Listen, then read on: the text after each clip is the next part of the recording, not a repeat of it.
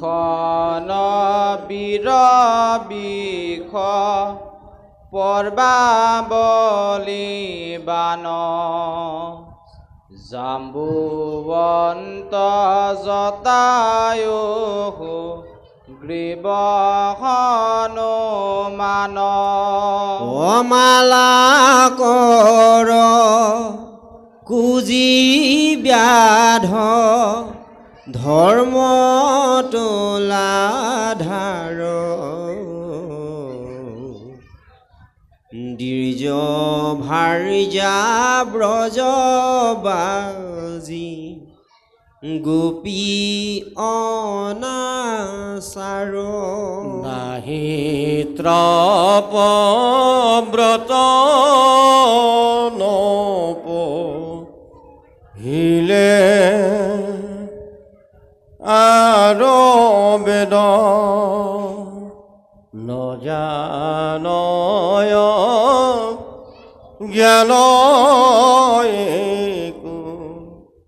শাস্ত্ৰ তত্ৰ ভেদ কেৱলে সাধুৰ সংগে সুখে পাইলা গতি সৎসংগত পৰে নাই উপায় সম্প্ৰতি দেৱতুতিৰ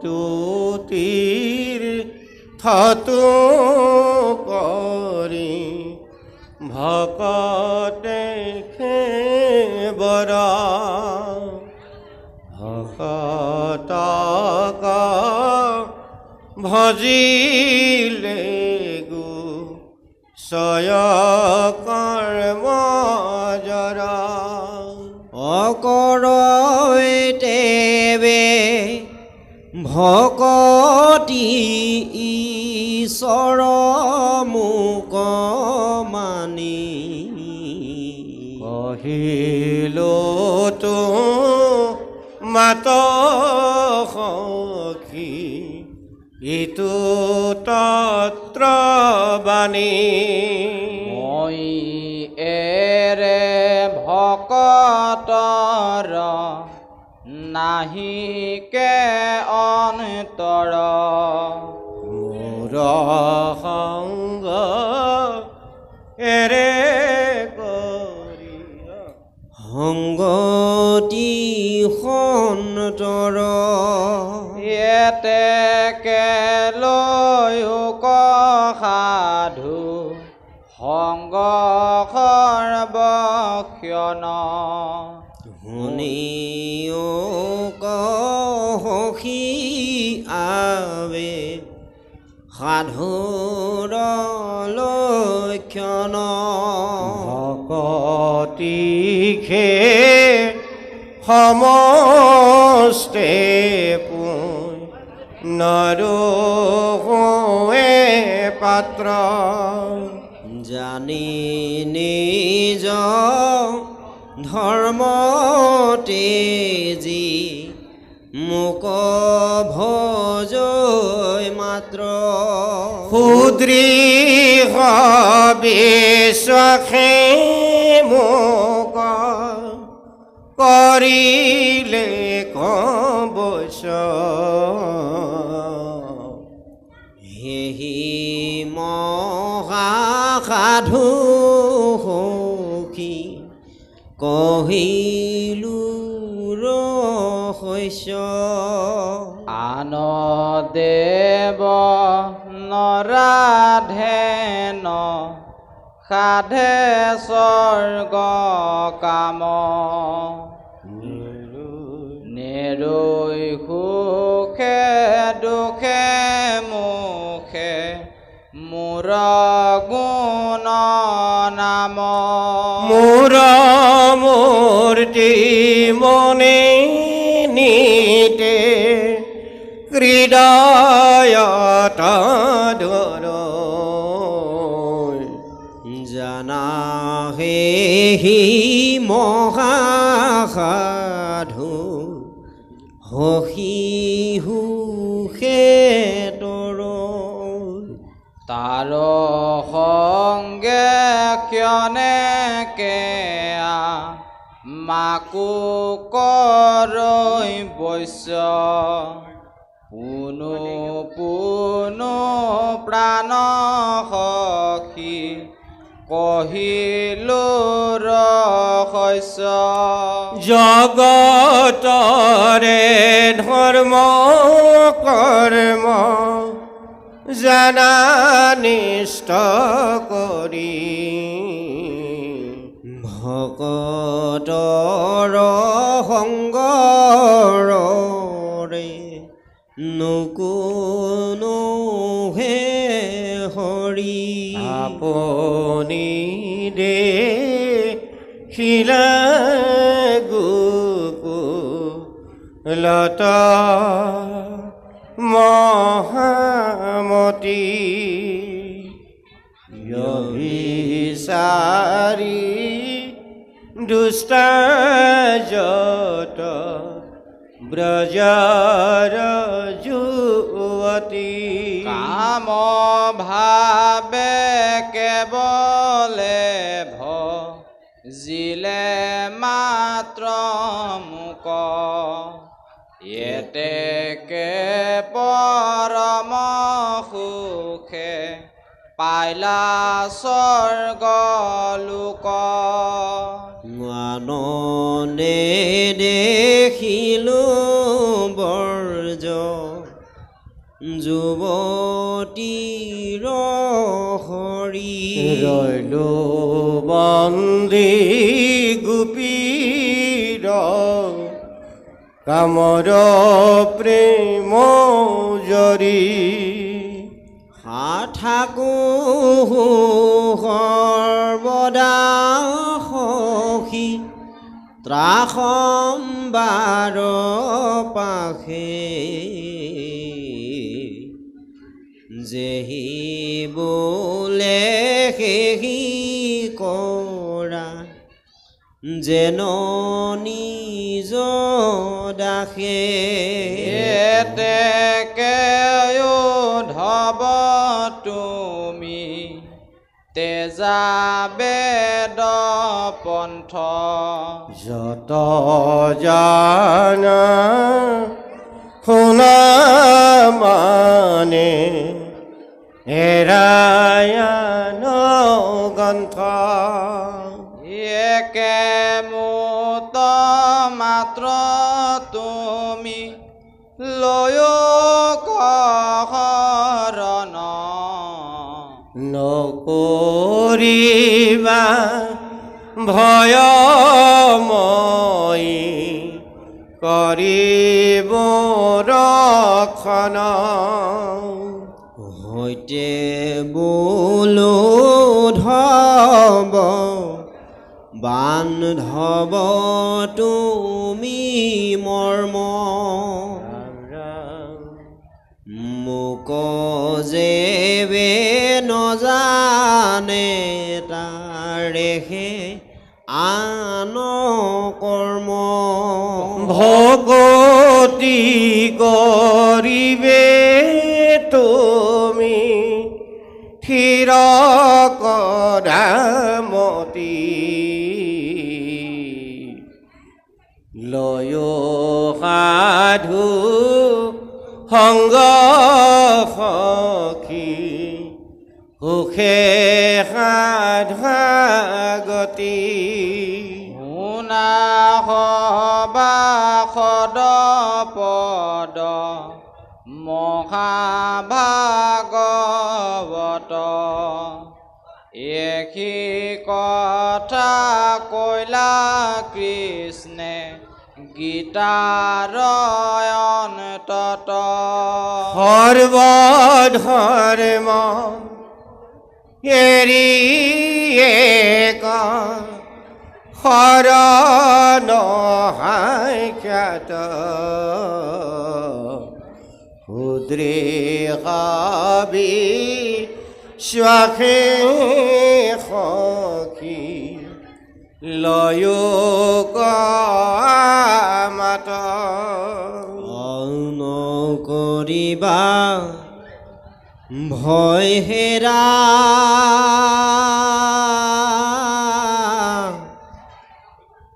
কৰো অংগীকাৰ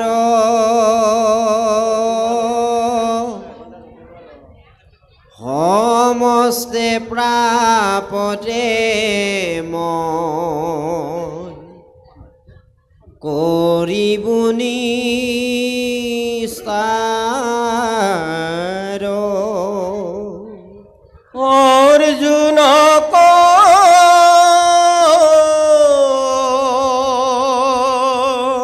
গীতাত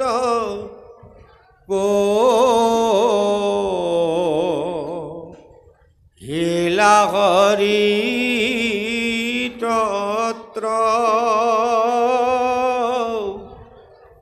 ঈশ্বৰ কৃষ্ণৰ আমি লয়ো সন্মত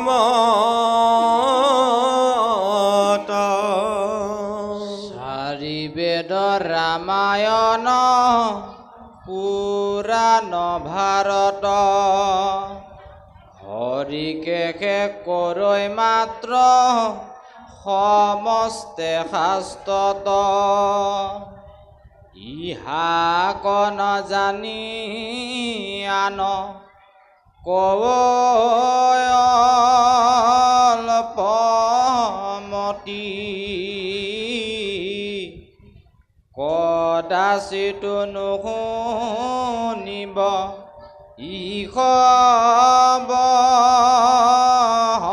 সন্মতি পাতকিৰো কৰ্ম আছে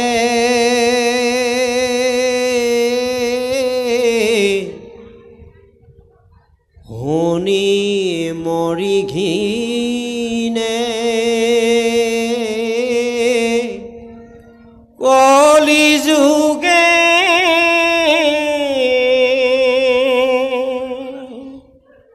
গতি নাই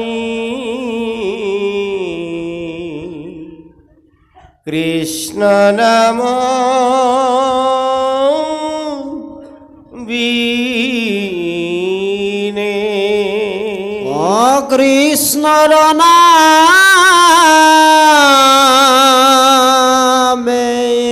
কৰো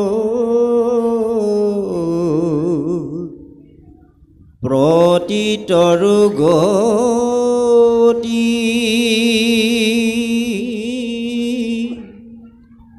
নামৰ মহিমা শুনিও সম্প্ৰতি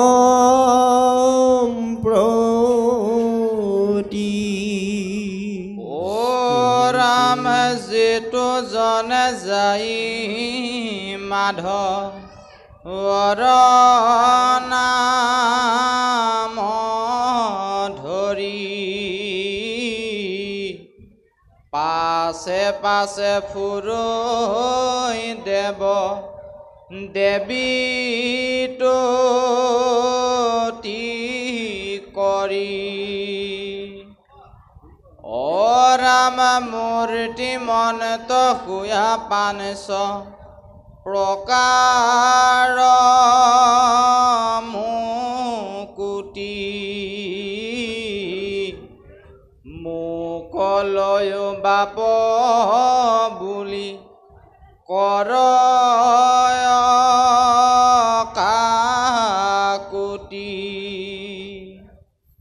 পাপ সংসাৰ কহৰি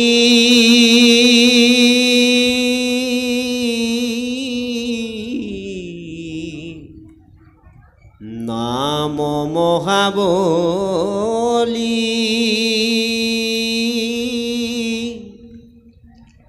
যাৰ ধ্বনি শুনি কম্পি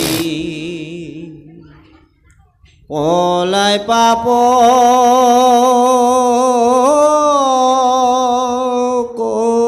কলি জগতৰে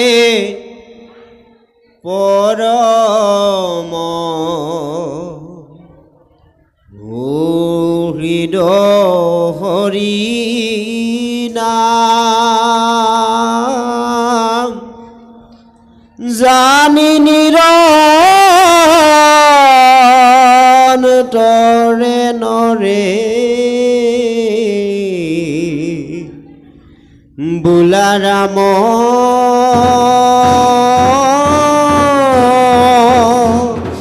ৰাম ৰাম কৃষ্ণ হৰি ৰাম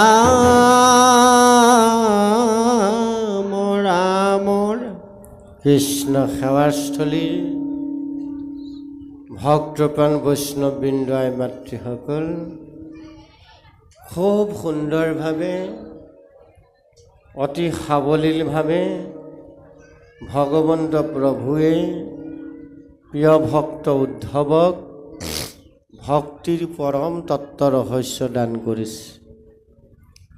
উদ্ধৱে যেতিয়া সুধিলে যে হে প্ৰভু তুমি মোক বুজাই কোৱা, কেহু বোলে জ্ঞানে গতি, কেহু বোলে কৰ্মে গতি, তোমাৰ সন্মত পথ কেৱলে ভকতি। তুমি যে সিদ্ধান্ত দিলা কেৱল ভক্তি পথটো শ্ৰেষ্ঠ, জ্ঞান আৰু কৰ্মই তাৰিবে নোৱাৰে, ভকতি নোপজে যাবে। গতিকে কিয়নো ভিন্ন ঋষিৰ ভিন্ন মত হ'ল, তুমি আমাক বুজাই কোৱা। বুজাই ক'বলৈ গৈ ভগৱন্ত প্ৰভুৱে উদ্ধৱ মহামহন্তক কৈছে, সেই মোৰ প্ৰাণৰ সখা শুনা, তুমি মোৰ মহামিত্ৰ একান্ত ভক্ত, মই তোমাৰ আগত নকৈনো কাৰ আগত কথাখিনি ক'ম? তোমাৰ আগতেই মই কথাখিনি ক'ব লাগিব। কোনখিনি কথা?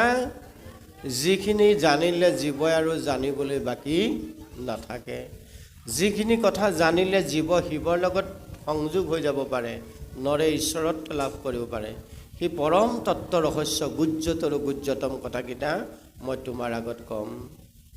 ব্ৰহ্মা হৰসলায়ুধ লক্ষ্মী প্ৰিয় জায়া, পৰম সুন্দৰ ইটো দেখা মোৰ ৰকায়া, অসবাতো অধিক তুমি মোৰ প্ৰিয়তম, নাহি আন বান্ধৱ উদ্ধৱ তুমি হম। মই তোমাক কেলে ক'ম কথাকেইটা? ভগৱন্তই ভকতক কেলে কয় কথা? ভগৱন্তই ভকতক ভাল পায়। ভগৱন্তৰ প্ৰিয় হ'ল ভকত, অভকতক ভগৱন্তই অলপো ভাল নাপায়। অভকতক দুষ্ট অৰ্থাৎ দুষ্টক দমন, সন্তক পালন, ভক্তক পালন আৰু যুগে যুগে ধৰ্ম সংস্থাপন কৰাটোৱেই হ'ল ভগৱন্তৰ লক্ষ্য আৰু উদ্দেশ্য। সেইকাৰণে ভগৱন্তৰ ভকত হ'বলৈ আমাক কৈছে। ভগৱন্তই ভকতৰ কাৰণেহে বৈশ্য। গতিকে আপুনি মই যদি ভকত হ'ব পাৰোঁ, ভগৱন্ত আমাৰ বৈশ্য নিশ্চিতভাৱে হ'ব। ভগৱন্তই কি বুলি ক'লে? ব্ৰহ্মা হৰসলায়ুধ লক্ষ্মী প্ৰিয় জায়া, পৰম সুন্দৰ ইটো দেখা মোৰ কায়া, ও সবাতো অধিক তুমি মোৰ প্ৰিয়তম, নাহি আন বান্ধৱ উদ্ধৱ তুমি হম। তোমাতকৈ প্ৰিয় আৰু মোৰ কোনো নাই। 5টা বস্তুতকৈ তুমি মোৰ প্ৰিয়। 5টা বস্তু কোনকেইটা? ব্ৰহ্মা সৃষ্টিকৰ, সংহাৰকাৰী হৰ অৰ্থাৎ শিৱ। আপোনালোকৰ যে সন্মুখত শিৱ মূৰ্তি আছে, ভগৱন্তৰ প্ৰথম শাৰীৰ প্ৰথমজন বৈষ্ণৱ হ'ল হৰ প্ৰভু অৰ্থাৎ শিৱ প্ৰভু। দ্বিতীয়জন হ'ল ভগৱন্তৰ প্ৰিয় শিৱ হৰ। ব্ৰহ্মা হৰ সলায়ুধ বলোৰাম, ভগৱন্ত কৃষ্ণৰ ককায়েক, যি অনন্ত ফণা ধৰি আছে, এই অনন্ত নাগ যে আপোনালোকৰ ইয়াত অংকিত কৰিছে, সেই হ'ল বলোৰাম। তেওঁ অনন্ত নাগৰ ওপৰত ভগৱন্ত কৃষ্ণ শয়ন কৰিছে, অৰ্থাৎ বলোৰামৰ কোলাত সৰ্পৰোগী নাগৰ শয্যাত ভগৱন্ত শয়ন কৰিছে। সেই সলায়ুধ বলোৰাম ভগৱন্তৰ অতি প্ৰিয়।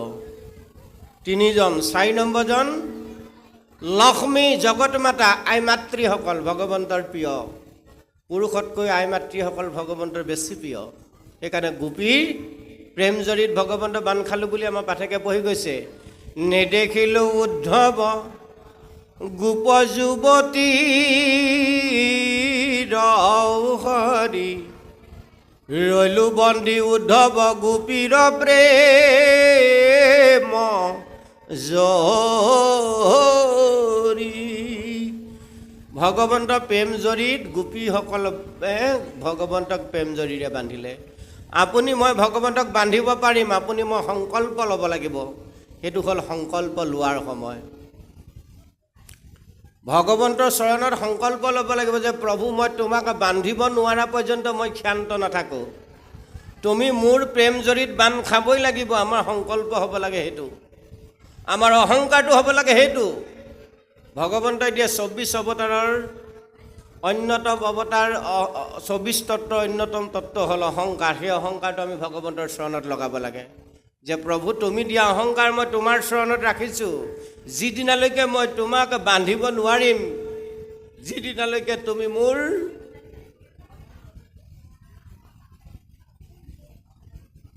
হৃদয়ৰ দলিচাত বান্ধ নাখাবা সেইদিনালৈকে মই কিন্তু ক্ষান্ত নাথাকিম ভগৱন্তই কৈছে মোক সেই অহংকাৰটো তোমালোকে দি দিয়া সেই অহংকাৰে তোমালোকে মোক বান্ধা মই তোমালোকৰ বশ্য হ'ম আমি এতিয়া ভগৱন্তক প্ৰেম জড়িয়ে বান্ধিব লাগে ভগৱন্তক শৰণ লওঁতেই ভজন লওঁতেই খাটিব লাগে যে মই প্ৰভু তোমাক এদিন বান্ধিহে এৰিম তুমি মোৰ হৃদয় এৰি কেনিও যাব নোৱাৰা মই তোমাক এৰি থাকিব নোৱাৰোঁ এই ভাৱেৰে যিসকলে মনেৰে ঈশ্বৰক বান্ধিছে সেইসকলৰ ওচৰত ভগৱন্ত বশ্য হৈছে ব্ৰহ্মাহৰ শলায়ুধ লক্ষ্মী প্ৰিয় জায়া এই 4টা পৰম সুন্দৰ বস্তু দেখিছা তাতোতকৈ প্ৰিয় কোন মোৰ নিজৰ দেহটো ভগৱন্তে কৈছে ব্ৰহ্মাহৰ শলায়ুধ লক্ষ্মী প্ৰিয় জায়া পৰম সুন্দৰ দেখাইতো মোৰ কায়া মোৰ দেহটো চাবৰ কাৰণে যুগ যুগান্ত ঋষিমুনিসকলে তপ জপ যাগ যজ্ঞ কৰে যিটো দেহ পাবৰ কাৰণে ভক্তসকলে যুগ যুগান্তৰ সাধনা কৰে সেই দেহটো সৰ্বক্ষণে তোমাৰ লগতে আছে এই দেহটোতকৈ তুমি মোৰ প্ৰিয় সবাতো অধিক তুমি মোৰ প্ৰিয়তম নাহি আন বান্ধৱ উদ্ধৱ তুমি হম তোমাতকৈ মোৰ প্ৰিয় এই তিনিতলৈকত আৰু কোনো নাই গতিকে সি প্ৰাণৰ সখা উদ্ধৱ মই ভকতৰ বৎস তোমাৰ পূৰ্ণ স্তুতিত মই সন্তুষ্ট হৈছোঁ তোমাক যি লাগে মই তাকে দিবৰ কাৰণে প্ৰস্তুত হৈছোঁ ভগৱন্তে 4 হাতে দিওঁ বুলি ক'লে আমি 2 হাতে লৈ শেষ কৰিব পাৰিম জানো অসম্ভৱ আৰু ভগৱন্তে 4 হাতে নিওঁ বুলি ক'লে আপুনি মই টানি তাকে ধৰি ৰাখিব নোৱাৰোঁ সি হ'ল ঈশ্বৰ আৰু মনুষ্যৰ মাজৰ পাৰ্থক্য আপুনি ভগৱন্তক আহ্বান কৰি মহাবৈকুণ্ঠৰ পৰা আপোনালৈ ওচৰলৈ লৈ আহিব পাৰে ভগৱন্ত ভকত বৎসল ভকতেকে মুৰশিদি জানিবা নিশ্চয় ভকত জনৰ জানা আমিকে হৃদয় মই বিনা ভকতে নিশ্চিন্তে কিছু আন ভকত তপৰে মই নজানো হোৱান উদ্ধৱ মহামহন্তক ভগৱান কৃষ্ণ কৈছে সেইজন মোৰ প্ৰিয় ভক্ত যিজনে সৰ্বক্ষণে মোক কায় বাক্য মনে হৃদয়ৰে সৈতে পাব বিচাৰে এতিয়া আমি তেনে এজন ভকত হ'ব লাগিব তালব্য শৰ মধনীয়া শৰণ মই যোৱাকালি কৈছোঁ শৰণ শব্দৰ যেনেকৈ আকাৰিকাৰ নাই এটা নিখুঁত 3টা বৰ্ণযুক্ত শব্দ ভকত শব্দটো তদ্ৰূপ প্ৰভুসকল মনত ৰাখিব ভকত ত্ৰিবস্ত্ৰ পৰিধান কৰিলে ভকত নহয় ত্ৰিঅংগৰ 3খন বস্ত্ৰ ধাৰণ কৰি 3 খেৰ ওজনৰ বৰতাল লৈ গোপাল গোবিন্দ যদুনন্দন কৃষ্ণৰ চৰণে ললো শৰণ পাৰ কৰা ৰঘুনাথ সংসাৰ হাকৰ গাই থাকিলে কিন্তু ভকত নহয় মনত ৰাখিব ভকতৰ অসংজ্ঞা এই একাদশী স্কন্ধতে নিমি নৱসিদ্ধ সংবাদত দিছে প্ৰাকৃত ভকত মধ্যম ভকত উত্তম ভকত আৰু উত্তমৰ উত্তম ভকত ভকতক 4টা বিভাগত বিভক্ত কৰিছে সেইকাৰণে ভগৱন্তৰ ভকত হ'বলৈ আমাক কৈছে এতিয়া ভকত শব্দ অৰ্থটো আমি জানি ল'ব লাগিব ভক দন্তীয়ত 3টা বৰ্ণ এটা সুন্দৰ শব্দ কালি যে আমি পঞ্চভৰৰ কথা কৈছিলোঁ ভকত ভগৱন্ত ভক্তি ভজন আৰু ভাগৱত। এই 5টা ভৰৰ সমষ্টি আমাৰ মানৱ জীৱন। 5টা ভৰ আমি জীৱনত ভালদৰে ভাৱনাত লৈ ল'ব লাগিব। সেইকাৰণে তৃতীয় ভটো হ'ল ভকত। ভপদে ভগৱন্ত ভৱ বিমোচন ভজন ভক্তিত পূৰ্ণ সুৱন্ত যিজন। প্ৰথম বৰ্ণ ভটোৱে কৈছে ভকত হ'বলৈ হ'লে এই কামটো হ'ব লাগিব। কোনটো কাম? ভ বৰ্ণটো নিজৰ দেশত অলংকাৰ হিচাপে ল'বলৈ হ'লে প্ৰথমতেই ভগৱন্ত ভৱ বিমোচনকাৰী বুলি ভকতজনে ভাবি ল'ব লাগিব। একমাত্ৰ ভৱসংসাৰ টান কৰোঁতা হ'ল ভগৱন্ত। আৰু সেই ভগৱন্ত কেনেকৈ সন্তুষ্ট হয়? পাছৰশাৰীত ক'লে ভজন ভক্তিত সন্তুষ্ট হয়। গুৰুসকলে দিয়া শৰণ মন্ত্ৰ, গুৰুসকলে দিয়া ভজন মন্ত্ৰ, গুৰুসকলে দিয়া সদাচাৰ জীৱনত পালন কৰিলে সেই জীৱৰ ভক্তপৰায়ণ ভক্তিপৰায়ণ হয় আৰু সেই জীৱ ভকতলৈ ৰূপান্তৰ হয়। ভকত হ'লে ভগৱন্তক লাভ কৰিব পাৰে। এনেই দেখাক দেখি ভকত হ'লে নহ'ব। অপদে কৃষ্ণ ভজি পবিত্ৰ পৰম আত্মাকমানন্ত কৃষ্ণ সমস্ততে হম। দ্বিতীয় বৰ্ণটো হ'ল ক। ক শব্দটো উচ্চাৰণ কৰাৰ লগে লগে কৃষ্ণ আহিব লাগিব মনলৈ। কটো চাউণ্ড কৰিম এতিয়া, ওলাব মুখেদি, কৃষ্ণ শব্দ ফুটিব। এই ভাৱনা। কটোৱে সি অভিধানত নথকা শব্দটো মাতিলে নহ'ব। কটো মাতোঁতে কৃষ্ণ ফুটিব লাগিব। কপদে কৃষ্ণ ভজি পবিত্ৰ পৰম। কৃষ্ণ নাম লওঁতে, কৃষ্ণ কৰ্ম কৰোঁতে, কৃষ্ণৰ কাষ চাপি যাওঁতে মনত পবিত্ৰ ভাৱ লাগিব, ভাৱ আহিব লাগিব। মন আনন্দৰে পৰিপূৰ্ণ হ'ব লাগিব। সেইকাৰণে কৈছে কপদে কৃষ্ণ ভজি পবিত্ৰ পৰম আত্মাকম আনন্দ কৃষ্ণ সমস্ততে হম। মোৰ হৃদয়ত যিজন আছে সকলোৰে হৃদয়ত সেইজন পৰমাত্মা কৃষ্ণ আছে। এই ভাৱটো যিজনে মনত আনি ল'লে সেইজনে দ্বিতীয় বৰ্ণটো অধিকাৰী হ'ল ভক। তৃতীয় বৰ্ণটো হ'ল ত। তপদে তৰ নৰ উপায় হৰণ হৃদয় পদ্মত ধৰে কৃষ্ণৰ চৰণ। ত বৰ্ণতে কৈছে ত পদে তৰণৰ উপায় হৰণ। হৰণ যিজনে শুদ্ধকৈ ল'লে, যিজনৰ ভজন প্ৰণালী শুদ্ধ হৈছে, যিজনৰ জীৱন সদাচাৰী হৈছে, ৰাতিপুৱা গধূলি যিজনে দৈনন্দিন জীৱনটো শৃংখলিত ৰূপত আগবঢ়াইছে, সদাচাৰী জীৱন যাপন কৰিছে, খাদ্য সদাচাৰ, কৰ্ম সদাচাৰ, ধ্যান সদাচাৰ, জ্ঞান সদাচাৰ, এই সদাচাৰী জীৱন যিসকলে যাপন কৰিছে সেইসকল ভকতলৈ ৰূপান্তৰ হৈছে। তপদে তৰণৰ উপায় শৰণ ৰাতিপুৱা গধূলা হৃদয় পদ্মত ধৰে কৃষ্ণৰ চৰণ। এহিটো ভকত। ঐ এহি তিনি গুণে তাক আশ্ৰয় বেৰিয়া, এহি তিনি গুণে যাক আশ্ৰয় বেৰিয়া। ও সবজনে তাহাক ভকত বুলিয়া। সমস্তজনে তেওঁকেই ভকত বুলি কয়। এতিয়া আমাৰ ভকত কাক কয়? ধুনীয়াকৈ ডাঙৰ ডাঙৰ তিলক লগাব পাৰিলে, ডাঙৰ ডাঙৰ মালা পিন্ধিব পাৰিলে, ত্ৰিবস্ত্ৰ পৰিধান কৰি ভুলে শুদ্ধ ৰামকৃষ্ণ বাম ফুটুৱাই মাতি ঘূৰি ফুৰিব পাৰিলে ভকত হৈ যায়। ৰামৰ ঠাইত বাম ফুটিলেও ভকত হৈ যায়, কাৰণ তেওঁ ডাঙৰ তিলক কেইটামান লৈছে, ডাঙৰ তুলসী মালা কিবা কিবি মালা পিন্ধি লৈছে, এজোটা জোতা জোতে। ৰাম ফুটিব লাগে চাই বামকে ফুটক মুখত, তেওঁ তেতিয়া ভকত হৈ যায়। এই অলংকাৰবোৰে মানুহক ভকত নকৰে। অলংকাৰবোৰ দেশৰ ভিতৰত থাকিব লাগিব, গুণ বিশিষ্ট যিবিলাক। কৰ্ম বিশিষ্ট নহয়, গুণ বিশিষ্ট হ'ব লাগিব। দেশত সেই সৎগুণেৰে সেইটো জীৱক ক্ৰিয়া কৰি থাকিব লাগিব, সেইজনহে ভকত। গতিকে আমি ভকত হৈ ভগৱন্তৰ নাম ল'ব লাগিব। সেইজন ভকতৰ পাছে পাছে ভগৱন্ত ফুৰো বুলি কৈছে। কোনজনৰ পাছে পাছে? যিজনে কায় বাক্য মানে তেওঁৰ চৰণত আশ্ৰয় ল'লে। সেইজনে যদি এবাৰ মোৰ নাম লয়, কৃষ্ণ নাম লয়, হৰি নাম লয়, ৰাম নাম লয়, বিষ্ণু নাম লয়, কেশ হ'ব, জাত হ'ব, গোবিন্দ নাম লয়, সেইজন ভকতৰ নাম ভগৱন্তই ডিঙিত মালাৰ দৰে অংকিত কৰি লয়। অভকতে লৱে যত গুণ নাম, তাৰ মালা গান্থি অনুপাম।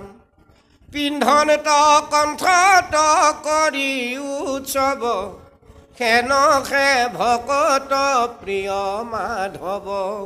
সেইজন ভকতৰহে ভগৱন্ত প্ৰিয়, দেখাক দেখি ভকতৰ প্ৰিয় ভগৱন্ত নহয়। গতিকে প্ৰভু সমস্ত আই সমস্ত যুৱ বন্ধুসকল, আমি ভগৱন্তৰ ভকত হ'ব লাগিব। ভগৱন্তৰ ভকত হ'বলৈ আপুনি ত্ৰিবস্ত্ৰ পৰিধান কৰিব নালাগে। আপুনি জিন্স পেণ্ট পিন্ধি আছে, হাফ পেণ্ট পিন্ধি আছে, গেঞ্জি পিন্ধি আছে, পঞ্জাবী ধুতি পিন্ধি আছে, যেনেকেই নাথাকক আপুনি সেইমতে থাকি কৰিছে কি, এইটোহে আটাইতকৈ ডাঙৰ কথা। আপুনি য'ত নাথাকক, চাকৰি কৰি আছে চাকৰি জেগাত, ব্যৱসায় কৰি আছে ব্যৱসায় জেগাত, বিষয় কৰ্ম কৰি আছে তাত, আপুনি যি যি স্থানত ব্ৰতী হৈ আছে কৰ্ম, তাত থাকি কৰিছে কি, দেহে বাক্য মনেৰে। এইটো আটাইতকৈ ডাঙৰ কথা। যদি দেহ বাক্য মন আপোনাৰ পবিত্ৰ হৈ আছে, দেহৰ কৰ্ম যদি শুদ্ধ হৈছে, বাক্যৰ ধৰ্ম যদি শুদ্ধ হৈছে, মনৰ ধৰ্ম যদি শুদ্ধ হৈছে, সেই স্থানৰ পৰাই ভগৱন্তৰ কৃপা আপুনি লাভ কৰিব। ভগৱন্তই আপোনাক পৰম কৃপা কৰি বৈকুণ্ঠলৈ লৈ গুচি যাব। আপুনি মুখে ৰাম নাম ল'ব, তিনিখে ওজনৰ বৰতাল কোবাব, আকৌ জেওৱা গোচ কেইটামান উঘালি লৈ গাই গৰুজনী খুটুৰ খুটুৰ মৰিয়াব। হ'ব নেকি? নহ'ব। কুকুৰটো খাও খাওকৈ পিটিব, হ'ব নেকি? নহ'ব। হাঁহ ছাগলীকেইটা মুহা মাৰি মাৰিব, মুখে ৰাম নাম ল'ব, হ'ব নেকি? নহ'ব। ৰাতিপুৱা শুই উঠি চাহ পানীটোপা নাখাই যদি গৰম ভাতিটোতকৈ বহি পিন্ধি সেইকণ খাই থাকেগৈ, হ'ব নেকি? নহ'ব। হ'ব নেকি আপুনি এণ্ড্ৰইড মোবাইলটো লৈ পিন্ধি কাৰোবাৰ পত্নীৰ লগত ফোনেৰে কথা পাতি থাকিব, ইফালে মুখে ৰাম নাম গাই থাকিব, হ'ব নেকি? নহ'ব। মুখে ৰাম নাম ল'ব, ভাল কথা ক'ব, কাণেৰে আকৌ বেলেগৰ লগত এণ্ড্ৰইড মোবাইলটো লৈ আই লাভ ইউ কৰি থাকিব, হ'ব নেকি? নহ'ব। আজিকালি ডেকা জীয়ই সিমান অশান্তি কৰা নাই, কিন্তু আদহীয়া বোৱাৰীসকলে যিমান অশান্তি কৰিছে। আপোনালোকৰ ফালে কৈছে বুলি নাই কোৱা দেই, আপোনালোকে ধৰি নল'ব কথাটো। আজিকালি শুনিব 4 দিনৰ মূৰত এগৰাকী বোৱাৰী বোলে বৃদ্ধ এজনলৈ পলাই গ'ল, 60 বছৰীয়া এজনলৈ। বোলে ডেকা ল'ৰা এটালৈ এজনী 9 বোৱাৰী বা 20 বছৰীয়া ল'ৰা ছোৱালী এৰি থৈ যোৱা এজনী মাইকী মানুহ পলাই গ'ল। সেইবোৰহে বাতৰি হেডলাইন হয়। কিহৰ কাৰণে হৈছে? কলিৰ প্ৰভাৱ এইটো। গতিকে সাৱধান বন্ধুসকল, প্ৰেম কৰোঁ, প্ৰেম কৰাত বাধা নাই, কিন্তু প্ৰেম সঁচাৰ দৰে কৰক। এখন সোণৰ সংসাৰ ভাগি ঠান টান বান বান নকৰিব। অথিৰ ধনজন অথিৰ জীৱন যৌৱন, আপোনাৰ ৰূপ সৌন্দৰ্য কিমান দিন থাকিব? তাৰপিছত আপুনি গোটেই জীৱনটো সেই অকণমান ভুলৰ কাৰণে, অকণমান দুখৰ কাৰণে আপুনি জীয়াতে ভুগি থাকিব লাগিব। গোটেই জীৱন আপুনি যাতনা ভুঞ্জিব লাগিব। গতিকে সাৱধান, ভাগৱত ধৰ্ম আচাৰ আচৰণ কৰি জীৱনটো শৃংখলিত ৰূপত আগবঢ়াই নিয়ক। আজি বাতৰি হেডলাইন হৈছে সেইবোৰ। কাৰ ঘৈণীয়েক ক'লৈ পলাই গ'ল। কথাবোৰ অপ্ৰিয় কথা, ক'বলৈ বেয়া, কিন্তু সঁচা কথা। কিহৰ কাৰণে হ'বলৈ পাইছে? যে আমি সঁচা অৰ্থত ভাগৱত ধৰ্ম সুন্দৰভাৱে কুমাৰ কালৰ পৰা আহৰণ নকৰাৰ কাৰণে। ভাগৱতে আমাক সেই শিক্ষা দিছে, যি শিক্ষাই মানুহ হ'ব পাৰি, যি শিক্ষাই ঈশ্বৰত্ব লাভ কৰিব পাৰি, যি শিক্ষাৰ যোগেদি এখন সমাজ শৃংখলিত ৰূপত সজাব পাৰি, যি শিক্ষাৰ যোগেদি এখন ঘৰ সুন্দৰভাৱে পৰিচালনা কৰিব পাৰি। এখন ঘৰ, দুখন ঘৰ, তিনিখন ঘৰ ভঙাৰ যি শিক্ষা, যি জ্ঞান, সেই জ্ঞান আমাক কেতিয়াও প্ৰয়োজন নহয়। আমি এতিয়া সেই জ্ঞানবোৰ লৈছোঁ। সুন্দৰ এখন ঘৰ পৰ স্ত্ৰী আৰু পৰপুৰুষৰ অবৈধ প্ৰেমৰ যোগেদি ভাগি ঠান ঠান বান বান হৈছে। সেইখন সমাজ আমি কেতিয়াও কল্পনা নকৰোঁ। সেইখন সমাজ আমি উঠি অহা আমাৰ প্ৰজন্মক আমি কেতিয়াও দি থৈ যাব নিবিচাৰোঁ। ভাগৱতে সেইখন সমাজৰ কথা আমাক কোৱা নাই। গতিকে সেই সাধু সমস্ত আই মাতৃসৱ, যুৱ বন্ধুসকল, আমি নৈতিক চৰিত্ৰবান হ'ব লাগিব। ভাগৱতে নৈতিক চৰিত্ৰবান হ'বলৈ শিকাইছে। ভাগৱতৰ ওচৰলৈ আমি সেইকাৰণে আহিব লাগে। পুনৰ কৈছোঁ, মাহ প্ৰসাদ সকাম খাবৰ কাৰণে ভাগৱত ধৰ্ম আমি গ্ৰহণ কৰিব নালাগে। ভাগৱতে এখন শৃংখলিত সমাজৰ কথা কৈছে। ভাগৱতে এখন সুন্দৰ ঘৰৰ কথা কৈছে। ভাগৱতে এখন সুন্দৰ সংসাৰৰ কথা কৈছে। ভাগৱতে এখন সুন্দৰ পৰিশীলিত শৃংখলিত পৰিমাৰ্জিত সমাজৰ কথা কৈছে, এটা প্ৰজন্মৰ কথা কৈছে। সেই প্ৰজন্মটো আমি আমাৰ মাজত লাভ কৰিব লাগিব, পাব লাগিব। সেই প্ৰজন্মটো আহিব লগা প্ৰজন্মটোক এখন সুন্দৰ শৃংখলিত সমাজ আমি জ্যেষ্ঠসকলে দি থৈ যাব লাগিব। তাৰ কাৰণে ভাগৱত ধৰ্ম আমি আহৰণ কৰিব লাগে, আচৰণ কৰিব লাগে। গতিকে যোৱাকালিৰ পৰা আপোনাসৱে আমাক আমন্ত্ৰণ কৰি আনি ভাগৱতৰ সম্পৰ্কে তত্ত্বগধুৰ কথা ক'বলৈ আপোনাসৱে আসনত উপবিষ্ট কৰালে। আমি আমাৰ জ্ঞানৰ সীমাবদ্ধতাত থাকি সীমিত জ্ঞানেৰে যিকেইটি কথা নিজে অনুভৱ কৰিছোঁ, বুজি পাইছোঁ, ভাগৱতৰ একাদশ স্কন্ধ উদ্ধৱ কৃষ্ণৰ সংবাদৰ লগত সংপৃক্ত কৰি আমি এই কথাকেইটা আপোনাসৱৰ আগলৈ আগবঢ়াই দিলোঁ। অজানিতে অনিচ্ছাকৃতভাৱে আমাৰ বহা দুটা অপৰাধ নিশ্চয় হৈছে। সৰ্ব অপৰাধ সৰ্বদোষ আপোনাসৱৰ পুত্ৰ বুলি ভাবি, আপোনাসৱৰ ভাতৃ, আপোনাসৱৰ সুহৃদ বান্ধৱ বুলি ভাবি আমাক সৰ্বদোষ ক্ষমা দিব। এই আশাৰে সমস্ত জন্মৰূপী নাৰায়ণৰ চৰণৰ যোগেদি মোৰ প্ৰভু দৈৱকীনন্দন কৃষ্ণদেৱৰ চৰণলৈ ভক্তিৰ সেৱা নিবেদন কৰা হৈছে। অপৰাধ বিনাশন দজু নাম নাৰায়ণ, জানি নামে পখিলো শৰণে, আনগতি নাহিকে মৰণে, অপৰাধ ক্ষমা কৰি তুমি দয়াশীল হৰি, মোক ৰক্ষা কৰি চৰণে, মোক ৰক্ষা কৰি চৰণে। অসতৌ মা সত গময়, তমসৌ মা জ্যোতি গময়, মিত্ৰো মা মৃতংগময়। ওম শান্তি, ওম শান্তি, ওম শান্তি। সকলোকে শান্তি দিয়া, সকলোকে সুখত ৰাখা, এই ভগৱন্তৰ চৰণত প্ৰাৰ্থনা। কৃষ্ণ কৃষ্ণ হৰি নাম। পুনৰ পাঠলৈ আমি আগবাঢ়িবৰ কাৰণে